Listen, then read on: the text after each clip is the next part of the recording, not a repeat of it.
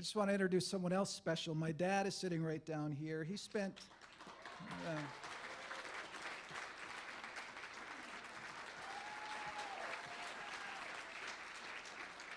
So Dad spent 26 years in the Minnesota legislature. He was a public servant. Early childhood family education was his passion, and it's so special for him to have him here tonight. And the great thing is he made the trip all the way from Scottsdale, Arizona, and left some really nice weather to be here in D.C. My mom passed away a few years ago, and she's with us here in spirit, but I want to acknowledge her because she's very present right now for all of us. And my family was up here. Isabel is 17, Teddy is 13, and my wife Ellen. Could you guys stand up again wherever you are? And they're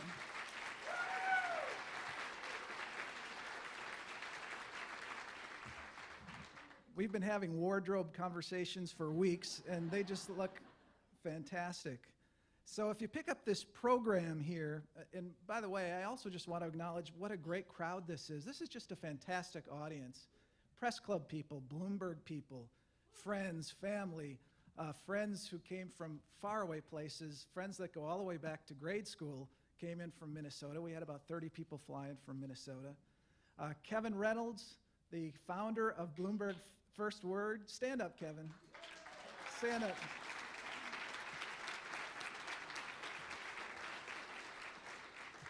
Kevin's a legend in the Bloomberg company, and he made it, and so many wonderful people in the audience. See, Marion Blakey made it, the former FAA administrator, and I just mentioned Marion because her and I spent a lot of time together when I was covering aviation after September 11th. Those were crazy days. Marion, stand up. I just want to acknowledge. Thank you for being here. So if you pick up this program, you know, Bloomberg did this, and we have to be transparent and honest in the news business, but the truth is, this is photoshopped, okay? This is not authentic. This is me, but this was photoshopped in, and I'll tell you, this is what it really looks like. But then your Minnesota Vikings fans put these hats on. This is it. I am a big Vikings fan, and it was so special to get that video from Fran Tarkington. That also made it fun. I'm particularly proud to get this honor, given that I grew up as a deprived child in Minnesota. I hate to say that with my dad sitting right there, but unlike the folks here in D.C., I actually had to go to school when it snowed a half-inch. I also consider myself fortunate because, you know, many Minnesotans haven't had luck with Washington. I mean, Michelle Bachmann, she lost her bid for presidency, as did Walter Mondale and Hubert Humphrey, and Al Franken lost his sense of humor here. So and being in power in Washington isn't what it's cracked up to be anyway. I mean, Harry Reid is leading his caucus while working through this terrible injury he got while exercising. John Boehner got threatened with poisoning. And some days, Joe Biden can't find anyone to hug. So people have asked me, what is the theme of your inaugural? It seems like everybody thinks these things should have a theme. And I would say simply, the theme is John Hughes. And they say, no, not your name. What's the theme? And then I'd say, well, that's it, John Hughes. Mike referred to it. I'd often introduce myself to people, and they would crack the same joke. John Hughes, nice to meet you. I like your movies. Because, you know, he had the same name as me, the famous movie maker. And tonight, I'm happy to say, though, that the joke is really on all those people. Because I have written movie scripts. And tonight, for the first time, I'm going to share some of the plots of my scripts. Okay? So the first one, this one I wrote, has a very catchy title. It's called Planes, Trains, and Automobiles. The plot is Jeb Bush plays a marketing executive trying to get to the White House in time for the holidays. His trip is complicated by an annoying shower ring salesman named Mitt Romney. And if you look there we fixed this next one I wrote. It's one I think has a lot of potential. It's called The Breakfast Club. The plot of this one is that Nancy Pelosi, Harry Reid, John Boehner, and Mitch McConnell are forced to spend a Saturday morning together in the Longworth cafeteria. They don't overcome their differences, but they do learn the food at Longworth is lousy. And there they are. This next one I wrote is called Home Alone. This one has a very simple plot. Ted Cruz holds a caucus.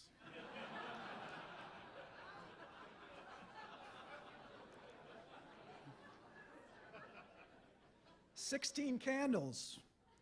Congressional leaders get together for their birthday party and realize they need a hell of a lot more candles.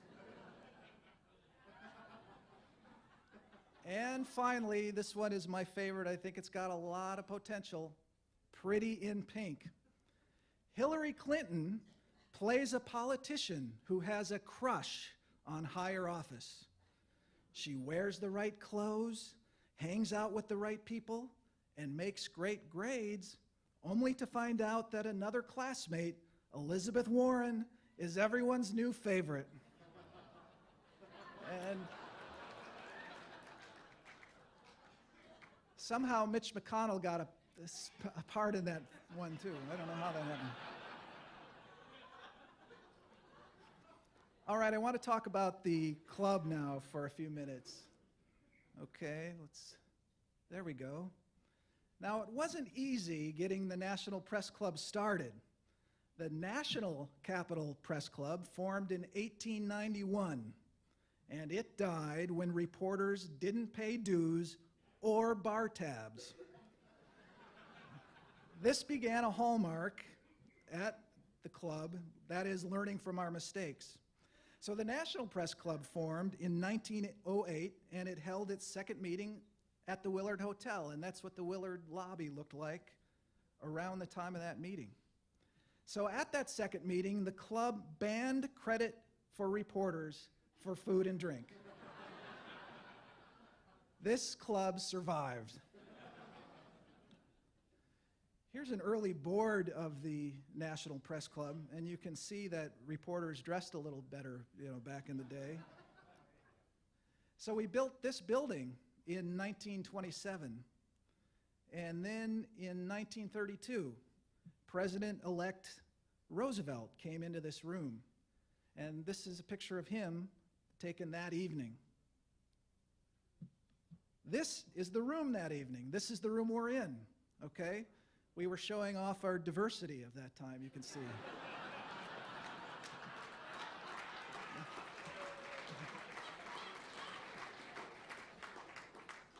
So if you feel a little crowded tonight, just think about what those folks felt like in there. It looks a little crowded in there.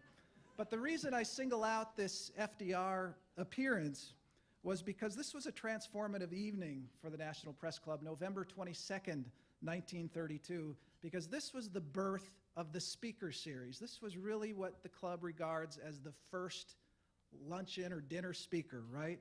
And so what happened after that is a tradition was born, okay? And the most prominent speakers in the world followed FDR. And all of a sudden, the history of the world became intertwined with the history of the club. Martin Luther King spoke here in this room in 1962, and he said that the goal of the civil rights movement is simply one word: freedom. And the speakers kept coming. Here we see some more. This continues up to the present day. This was Norton and Ali appeared together that day, did a little sparring beforehand. Now, if you don't know who these people are, see me after class.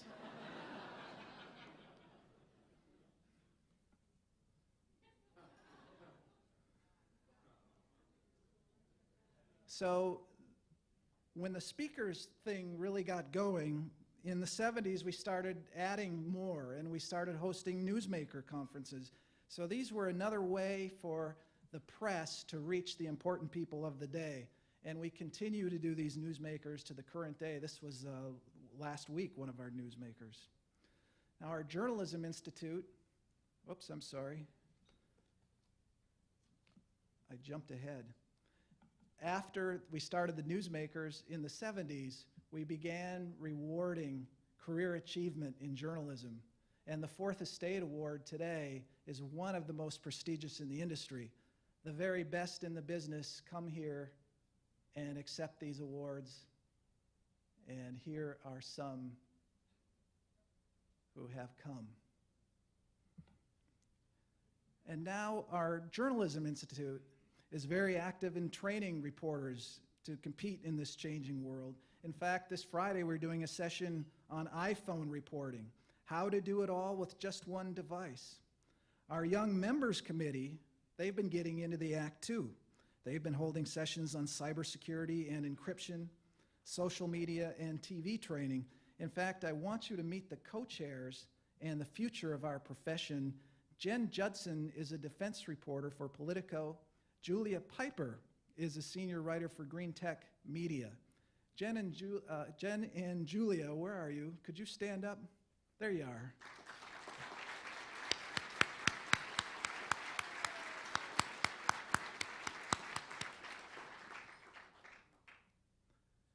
Press freedom is a very big deal at the National Press Club. We fight for it worldwide with our programs, our statements, and our training. And we all know the Paris killings were a horror. Our actions make a difference. So the man at the front of this picture is Abdullah El-Shami. He's an Al Jazeera Arabic reporter. He was imprisoned for 10 months in Egypt just for doing his job. When he got out, he came to the National Press Club and said that the statements that we and others made on his behalf helped bring about his release. He's pictured here with club leaders, and we were very proud that day. And I want you to meet the chairman of our Press Freedom Committee, who does such outstanding work. John Donnelly is a senior defense writer with Congressional Quarterly. John, could you stand up? There you are.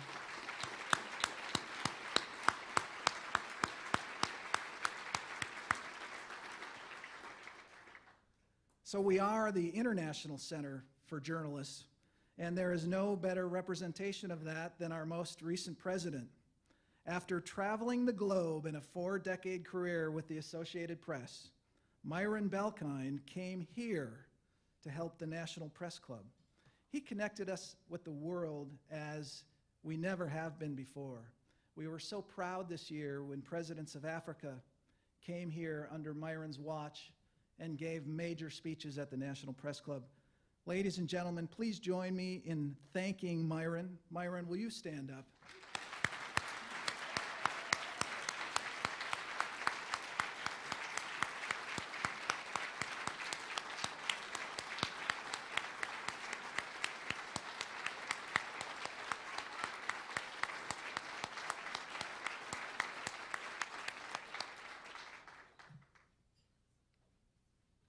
Well, there are no more slides.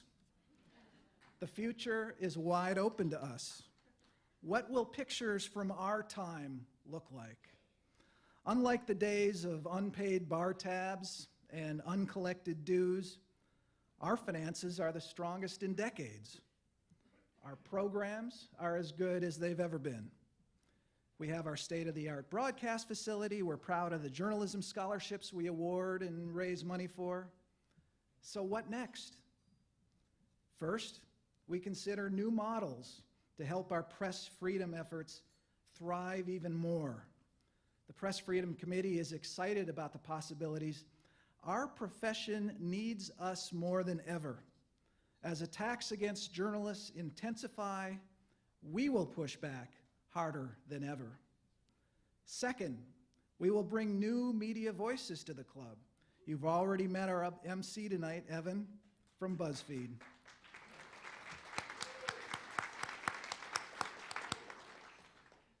So Evan's internet news company didn't exist a decade ago, and there are many more like him who will find homes at the club. we're going to welcome and embrace the new forms of journalism at the National Press Club. And third, we renew ourselves in everything we do. We're going to unleash our entrepreneurial spirit, consider new ways of doing things. We will make it clear to the world that while we have been shaped by our past, it is our future that inspires us. The journalists of 1908 wouldn't recognize much of what we do today, though they would find that they could now buy things on credit. They would recognize our principles. They would see our dedication to the profession of journalism, our devotion to public service, our fight to protect the First Amendment, and our search for the truth in all that we do. Let these principles be our guiding light in 2015 and beyond as we work together to continue to transform the National Press Club. Thank you very much.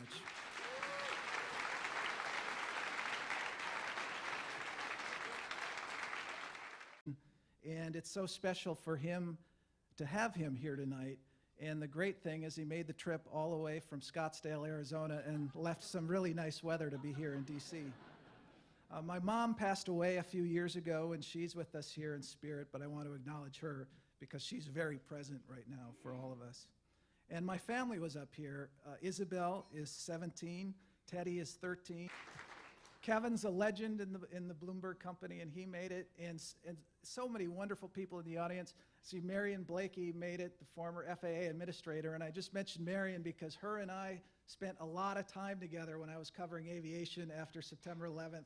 Those were crazy days. Marion, stand up. I just want to acknowledge. Thank you for being here.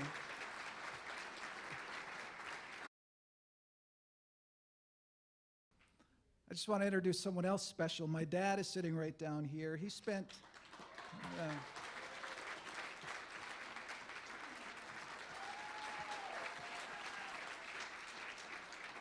so Dad spent 26 years in the Minnesota legislature. He was a public servant. Early childhood family education was his passion. And my wife, Ellen, could you guys stand up again wherever you are? And they're